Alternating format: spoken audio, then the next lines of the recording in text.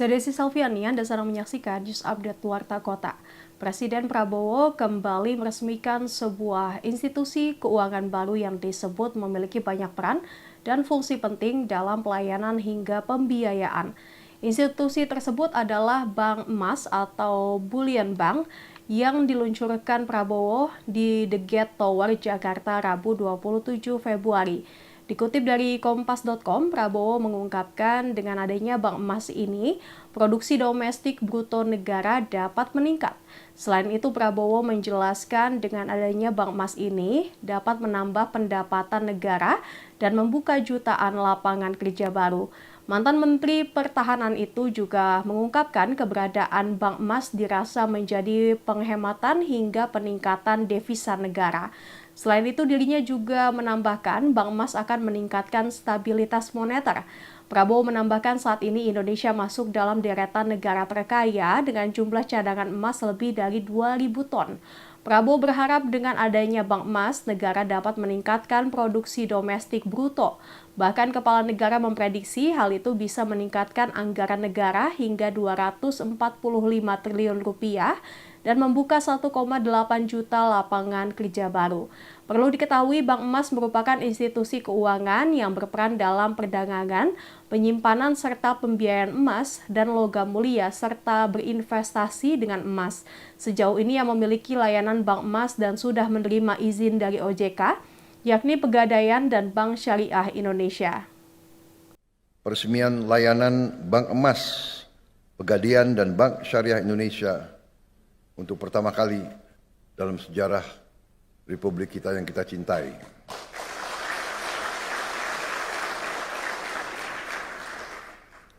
Saudara-saudara, bulan ini, bulan Februari 2025, boleh dikatakan adalah bulan bersejarah dalam perjalanan bangsa Indonesia kita. Pemerintah yang saya pimpin sekarang telah melakukan beberapa kebijakan strategis sebagai ikhtiar menuju kemandirian ekonomi, menuju Indonesia yang aman, adil, makmur, kuat. Vice Presiden Korkom Pertamina, Fajar Joko Santoso menanggapi soal isu praktik oplos Pertalite menjadi Pertamax dalam pusaran kasus korupsi tata kelola minyak mentah dan produk kilang di PT Pertamina Persero periode 2018-2023. Menurut Fajar, produk Pertamina yang dijual ke masyarakat sudah sesuai dengan speknya masing-masing. Fajar pun membantah adanya praktik oplos Pertalite menjadi Pertamax yang dilakukan oleh Pertamina. Lebih lanjut, Fajar menilai adanya miskomunikasi dari pernyataan yang disampaikan oleh Kejaksaan Agung terkait kasus korupsi yang melibatkan Direktur Utama PT Pertamina Patraniaga Rifa Siahaan. Menurut Fajar, Kejagung lebih mempermasalahkan soal adanya pembelian RON 90 dan RON 92 bukan soal oplosan. Oleh karena itu, Fajar pun memastikan bahwa produk yang dijual Pertamina ke masyarakat sesuai dengan speknya masing-masing. Sebelumnya, Kejagung menetapkan Direktur Utama PT Pertamina Patraniaga, Rifa Siahaan, sebagai tersangka kasus dugaan korupsi tata kelola minyak mentah dan produk kilang pada PT Pertamina periode 2018-2023. Direktur Penyidikan Jaksa Agung Muda Tindak Pidana Khusus Kejagung, Abdul Kohar, menuturkan praktik lancung yang dilakukan oleh Rifa ialah membeli Pertalite kemudian dioplos atau blending menjadi Pertamax.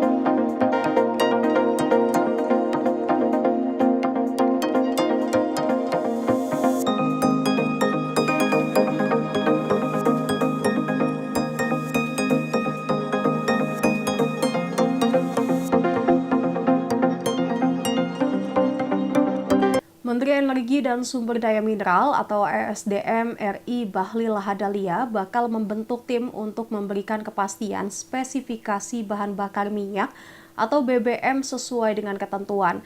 Adapun spesifikasi BBM mengacu pada ketentuan Lembaga Minyak dan Gas Bumi atau Lemigas yang berada di bawah Kementerian ESDM. Pembentukan tim ini untuk merespon keresahan masyarakat terkait kualitas BBM. Hal ini buntut adanya dugaan kasus korupsi yang membuat 4 petinggi subholding PT Pertamina Persero ditetapkan sebagai tersangka oleh Kejaksaan Agung. Dalam kasus ini Pertamina melakukan pembelian minyak dengan kadar RON 90 setara Pertalite namun pembayarannya untuk RON 92 atau setara Pertamax. Kemudian minyak impor RON 90 itu dilakukan blending di storage atau depo untuk menjadi Pertamax. Terkait pembelian minyak RON 90 dan RON 92 itu, Bahlil mengatakan pihaknya memang tengah melakukan penataan terhadap izin-izin impor BBM. Penataan ini dibarengi dengan evaluasi berkala terhadap pelaksanaan impor BBM. Kemudian seluruh produksi minyak akan diprioritaskan diolah di kilang dalam negeri, bukan lagi diekspor. Pemerintah akan mengalihkan seluruh minyak mentah bagian negara yang sebelumnya direncanakan untuk diekspor agar diproses di kilang dalam negeri. Selain itu, minyak mentah bagian kontraktor yang tidak sesuai spesifikasi juga diminta untuk diolah dan dicampur sehingga memenuhi standar yang diperlukan untuk konsumsi kilang domestik.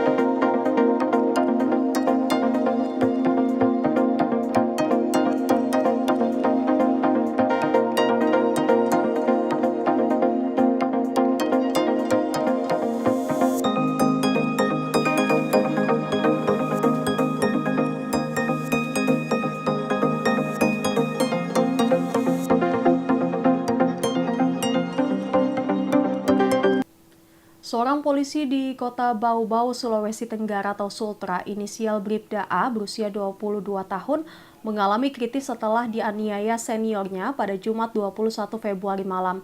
Akibat aksi penganiayaan yang dialaminya, Bribda A harus menjalani operasi di Rumah Sakit Umum Daerah atau RSUD Bau-Bau karena mengalami kebocoran pada organ pankreas hingga terjadi pendarahan.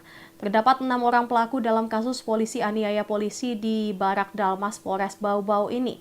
Peristiwa terjadi saat Bribda A baru sehari tinggal di Barak Mapores Bau-Bau. Safrin Salam selaku kuasa hukum korban mengatakan bahwa akibat peristiwa ini, Bribda A harus menjalani perawatan di RSUD Kota Bau-Bau. Bahkan korban harus operasi karena pankreas mengalami kebocoran dan mengeluarkan darah.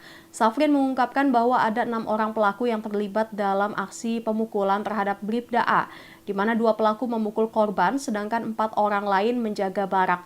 Dijelaskan Safrin bahwa setelah pemeriksaan dokter, korban masih tidak memberitahu orang tuanya perihal aksi penganiayaan yang dialaminya. Tetapi setelah diberitahu bahwa pankreasnya bocor, akhirnya korban bercerita mengenai aksi penganiayaan yang dilakukan oleh para seniornya. Adapun mengenai kondisi terkini korban, Bribda A pada Rabu 26 Februari malam kemarin harus dirujuk ke Kota Makassar, Sulawesi Selatan untuk mendapatkan perawatan medis yang lebih intensif.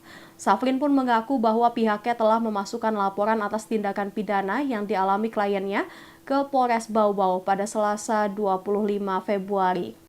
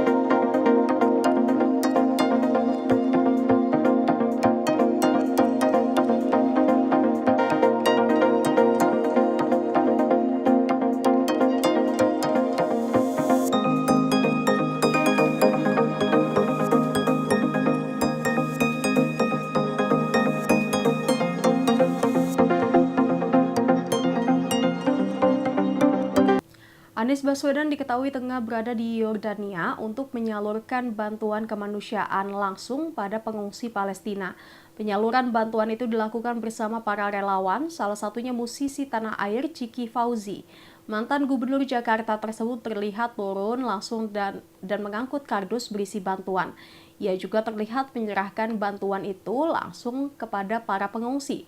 Momen manis pun turut rekam saat Anies memberikan sepotong kue untuk gadis kecil Palestina. Hal itu terekam dalam unggahan Instagram Ciki Fauzi Selasa 25 Februari. Anies terlihat memberikan kue coklat pada seorang anak perempuan. Gadis kecil tersebut pun nampak bahagia mendapatkan kue dari Anies Baswedan. Menilik unggahan Ciki Fauzi, diketahui Anies terlibat dalam penyaluran bantuan musim dingin bersama tim peduli relawan kemanusiaan Suriah dan Palestina.